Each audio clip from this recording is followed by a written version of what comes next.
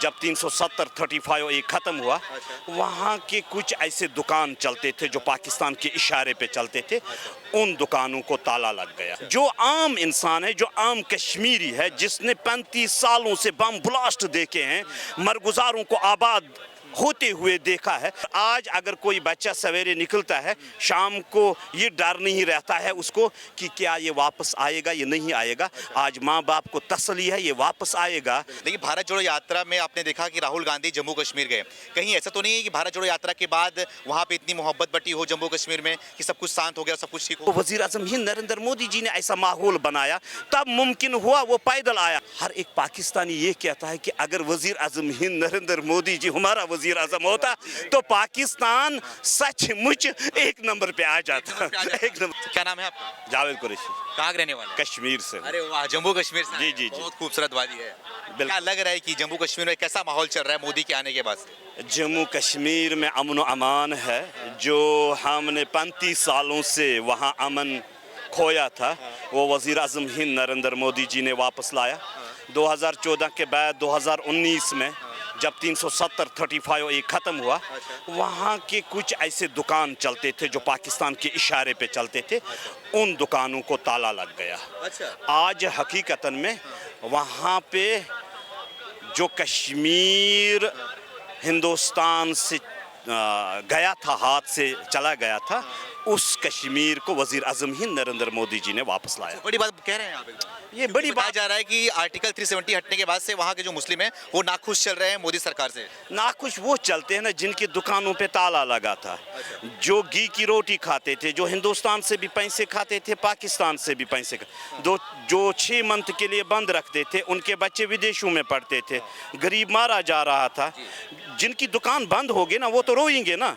जो आम इंसान है, जो आम कश्मीरी है, जिसने 35 सालों से बम ब्लास्ट देखे हैं, मरगुजारों को आबाद होते हुए देखा है, जिस माँ और बाप का बेटा मार दिया गया है, वो ही जानता है ना। जब से 370 ख़त्म हुआ, उसके बाद अमन का माहौल हुआ, अमन चल रहा है, और हर गली हो तिरंगा हो, हर गली कोचे में चाहे घंटाघर हो, वहाँ पे भी हिंदुस्तान जिंदाबाद के नहरे लगाते हैं। अगर आपने देखा होगा 2019 के बाद आज तक जम्मू कश्मीर बंद नहीं रहा है। जम्मू कश्मीर 24 घंटे खुला रह रहा है। अगर आपने देखा होगा अभी G20 कुछ दिनों में हो रही है, वहाँ पे पूरे कश्मीर, जो आज श्रीनगर सिटी का जो आप माहौल देखोगे ना, मेरे ख्याल में जो एक फारसी शायर ने कहा था, ये जन्नत बेनज़ीर है, वो जन्नत बेनज़ीर वज़ीर आज़म हिंद नरेंद्र मोदी जी ने उसी मोड़ पे वापस लाया। वापस लाए? वापस। अच्छा, ये बताइए, 2014 के पहले जो जम्मू कश्मीर हुआ करता था, आए दिन पत्थरबाजी, आए दिन पाकिस्तान जिंदाबाद के नारे लगते थे, टुकड़े टुकड़े गैंग वहाँ पे एक्टिव थे। तो 2023 चल रहा है, तो कितना परिवर्तन दिखाई दे रहा है? वो गिने चुने लोग थे।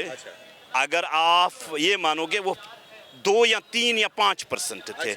और जो हुकूमत थी, वहाँ की हुकूमत चाहे नेशनल की थी या PDP की या और किसी की सरकार रहा करती थी, उनको अपनी कुर्सी बचाने के लिए हर एक की बोली बोलनी पड़ती थी, इसलिए वो इन चीज़ों में कामयाब नहीं रहे। जब सत्ता भारतीय जनता पार्टी को मिली और फिर वज़ीर आज़म हिंद नरेंद्र मोदी जी ने सरकार संभाली, वज़ीर आज़म बने, उसके बाद जब 370 और 35A ख़त्म हुआ 2019 में, उसके बाद उन दुकानों को ताला लगा दिया गया, और वहाँ का आम आदमी हकीकतन आज अपने आप को सुरक्षा महसूस कर रहा है। और आज अगर कोई बच्चा सवेरे निकलता है, शाम को ये डर नहीं रहता है उसको कि क्या ये वापस आएगा, ये नहीं आएगा। आज माँ बाप को तसल्ली है, ये वापस आएगा। 30-35 साल पहले ये डर रहता था कि मैं कहाँ पे बैठूं, कहाँ पे जाऊं, और शाम को सचमुच में इंसान नहीं आता था, लाश ही आ जाती थी। आप भी बात कर रहे थे कि पहले जम्मू कश्मीर में बहुत बुरा हाल था, लेकिन भारत जोड़ो यात्रा में आपने देखा कि राहुल गांधी जम्मू कश्मीर गए। कहीं ऐसा तो नहीं है कि भारत जोड़ो यात्रा के बाद वहाँ पे इतनी मोहब्बत बटी हो जम्मू कश्मीर में कि सब कुछ शांत हो गया, सब कुछ ठीक हो गया हो? नहीं, देखो, भारत जोड़ो यात्रा तो भारत तो पहले जुड़ा हुआ ही है। यात्रा को किस तरीके से आप देखते होंगे, हम अपने हिसाब से बताएंगे। जब इनकी सरकार थी, मनमोहन सिंह साहब थे वज़ीर आज़म, आज तक कांग्रेस का एक लीडर भी बाई रोड कश्मीर नहीं आया है, एक भी। इनकी हुकूमत तो तकरीबन 70 साल रही है, 50 साल रही है, मगर आज तक बाई रोड ऐसा माहौल ही नहीं था। वहाँ माहौल ही गड़बड़ था।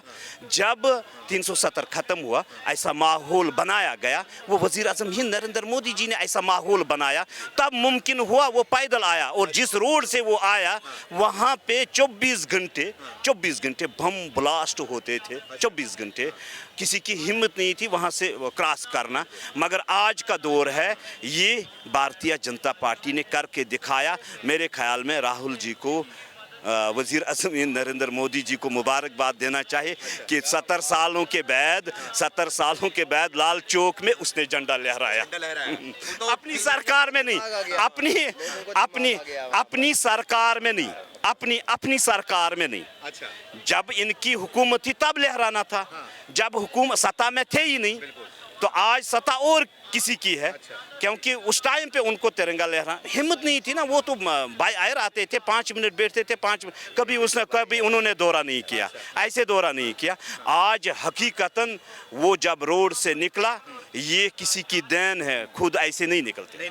आप तो पाकिस्तान की हालत देख रहे हैं, क्या हालत हुई पाकिस्तान की। अब पाकिस्तान हर जगह में खाली बस एक ही आलाप रहा है, उसको जम्मू कश्मीर दे दो, जम्मू कश्मीर का भीख मांग रहा है। तो आप जम्मू कश्मीर के निवासी हैं, आप वहाँ के रहने वाले हैं, तो क्या कहना चाहेंगे? अगर आप 2010 के बाद पाकिस्तान की हर एक वेबसाइट को चेक करोगे, इनके मंशूर में जितनी भी पाकिस्तान की सियासी पार्टियां थी, उनके मंशूर में होता था पहले मसले कश्मीर।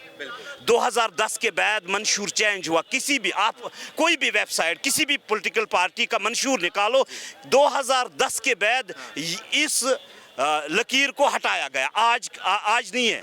आज तो वो जब से 370 खत्म हुआ, तो वो तो जहनी बौखलाहट में है। अच्छा, तो क्या लग रहा है, आप तो इतनी मोदी की बड़ाई कर रहे हैं, मोदी ने अच्छा काम करा है, लेकिन एक तरफ विपक्ष पार्टियां एक हो गई मोदी को हराने के लिए 24 में, तो क्या लग रहा है 24 में मोदी के लिए मुश्किल खड़ा होगा? देखो, वोट तो जनता को देना है, और वोट हिंदुस्तान की आवाम को देना है। सियासी लीडरों को वोट नहीं देना है, वो वक्त फैसला करेगा। 2024 में जब इलेक्शन होगा तो सत्ता में कौन होगा। आपको ये याद रखना है, इस हिंदुस्तान की खुशकिस्मती है कि ऐसा वज़ीर आज़म हिंद मिला है। ये खुशकिस्मती है।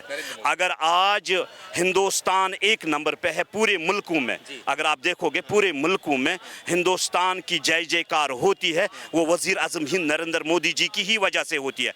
अगर पाकिस्तान में हर गली कोचे में, चाहे ऐवान हो, चाहे पार्लियामेंट ऐवान हो, चाहे असम्बली ऐवान हो, वहाँ का हर लीडर हो, बच्चा हो, अगर आप हर एक यूट्यूब को चेक करोगे, हर एक पाकिस्तानी ये कहता है कि अगर वज़ीर आज़म हिंद नरेंद्र मोदी जी हमारा वज़ीर आज़म होता तो पाकिस्तान सचमुच एक नंबर पे आ जाता।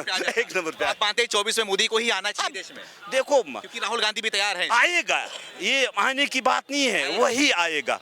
हिंदुस्तान को चाहिए ऐसा सपूत। अच्छा, हिंदुस्तान को अगर आपको नंबर 1 बनाना है, अगर हिंदुस्तान को आपको ताकतवर बनाना है, तो ऐसा वजीर आजम चाहिए। हाँ, डरपोक नहीं चाहिए भाई। बाकी विपक्ष में दम नहीं है, कोई राहुल गांधी हो गए सब नहीं है ना, इन्होंने किया है ना, इन्होंने आज तक किया है।